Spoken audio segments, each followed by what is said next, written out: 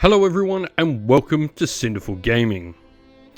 In today's video we're going to take a look at and review the rules for the Skaven's Gnawfeast Clawpack Spearhead in Warhammer Age of Sigmar. Today's video is sponsored by Gap Games, a fantastic miniature wargaming store in Queensland, Australia. They stock a wide variety of miniature wargames from all things Games Workshop to some of my personal favourites, Conquest of the Last Argument of Kings, and all things Modifius wargames as well.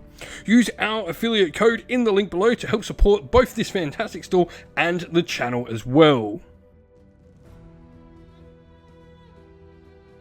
Our formation for this Spearhead contains a General, the Clawlord on Gnaw-beast. We then have our units being 1 Grey Seer, 1 Warlock Engineer, 2 units of 10 Clanrats, and 3 Rat Ogors.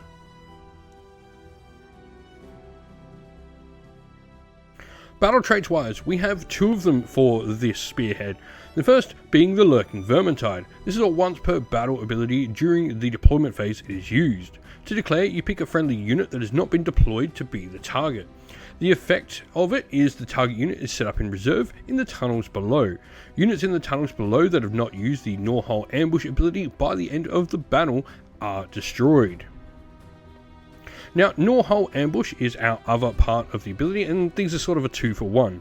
Use this during your movement phase and you pick a friendly unit that is in the tunnels below to use this ability. The effect is you can set this unit up wholly within 6 inch of the corner of a battlefield and more than 9 inch away from all enemy units. So you're able to keep one of your units in reserve. Pretty cool when you're considering you've got, some nice useful shooting units, some big powerful units, or even just some bodies to come on and claim objectives. Regiment abilities next. Like all, we do get to pick one of the following 2. The first of these is Warpstone Laced Bullets. This is a once per battle ability and you can use it during your shooting phase. To declare, you pick a ranged weapon by a friendly unit, and the effect of it is that weapon then gains crit mortal this phase. This is pretty good. You do have a couple of units that are available to it, and if you are going to pick it, I probably think using it on something like the Rat Ogres is maybe the way to go, or if you've chosen particular enhancements, you can definitely bolster up the Rattling Pistol on your Clawlord.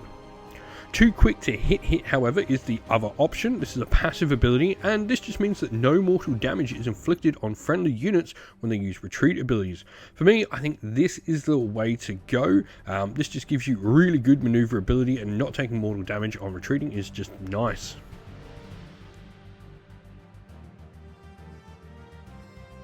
Enhancements next, and we've got 4 of them, and one of them can be given to your general. The first is Lead the Seething Horde. This is a reaction you can use when you've declared the Call for Reinforcements ability. The effect of it is instead of setting up the instructions as per Call for Reinforcements, you can then place the replacement unit wholly within 13 inch of your general and not in combat.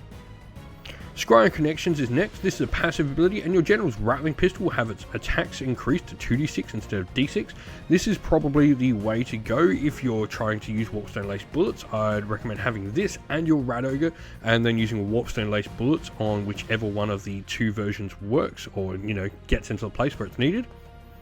Warpstone Charm is a nice one, puts out quite a bit of debuff.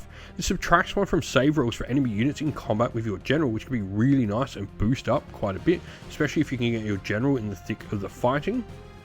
However, my personal favourite, I do like Close of Stitched Victories. The passive ability, just giving your general a ward of 5+ instead of his normal ward save, is nice. I think this is probably the one I would go. Lead the Seething Horde is cool, but we do have other ways to deploy our troops around the table with some of the other abilities we've got. So I do like the Cloak of Stitched Victories for me.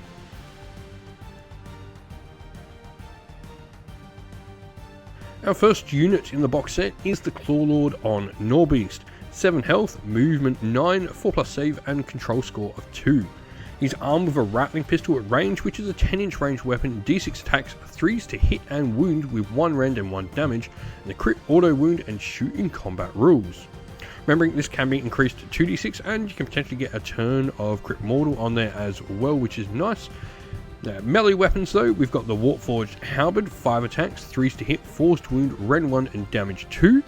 And the Gnaw-beast's Chiseled Fangs, 4 attacks at 4s to hit with 3s to wound, rend 1, damage d3, the companion rule there as well.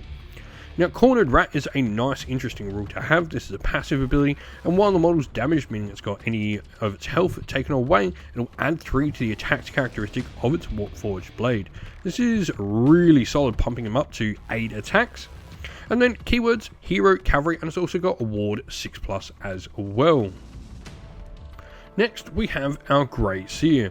This model has a health of 5, movement 6, 6+ save, and 2 control. Melee weapons wise, it's just armed with its Warpstone Staff for 3 attacks at 4s and 4s to hit and wound, rend 1, damage D3. The abilities wise is where this model really comes into its own. First of all, Will of the Horned Rat. Your hero phase, you declare this and pick a friendly unit within 13 inch, then roll a dice. On a 3+, you add the roll to the target's control score until the start of your next turn. Really solid ability. Control score is just, super useful to be able to get more of. And Wither is just an ability that's going to allow you to make a casting roll and on a 6+, do some mortal damage to an enemy unit.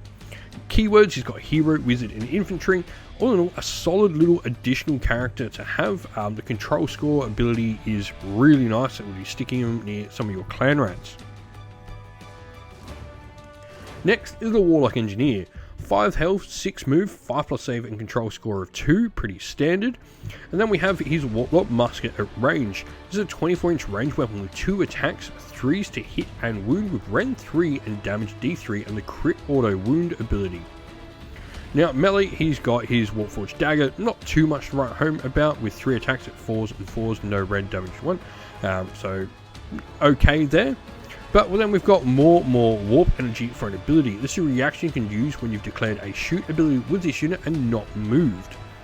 Now the effect of this is roll a dice. On 2+, you just set your Warlock Musket's damage to 3 instead of D3. However, on a 1, you will take D3 mortal damage as your gun malfunctions and pretty much shoot yourself with your own Warpstone laced bullets. It's got the Hero and Infantry keywords, and all in all, I think this is a really nice character to have. Can bring a little bit of extra range firepower to your model, and maybe Warpstone laced bullets is an option here if you want. It does have very few attacks though. Into our infantry, then we have the Clanrats. 1 health each, a 6-inch move, 5+ save and control score of 1. They're armed with rusty blades in combat for 2 attacks, 4s to hit with 5s to wound, no rend and damage 1. Their big thing though is the fact that they will just keep coming back. Seething Swarm can be used at the end of any turn for their ability, and the effect is you return D3 slain models to the unit. They also have the infantry and reinforcements keywords as well, meaning they will come back after they've been slain as well. So these guys will just keep on being an unending swarm of rats on the table. Lastly, we have the Rat Ogors. 4 health each, a movement of 6, 5+ save and control score of 1.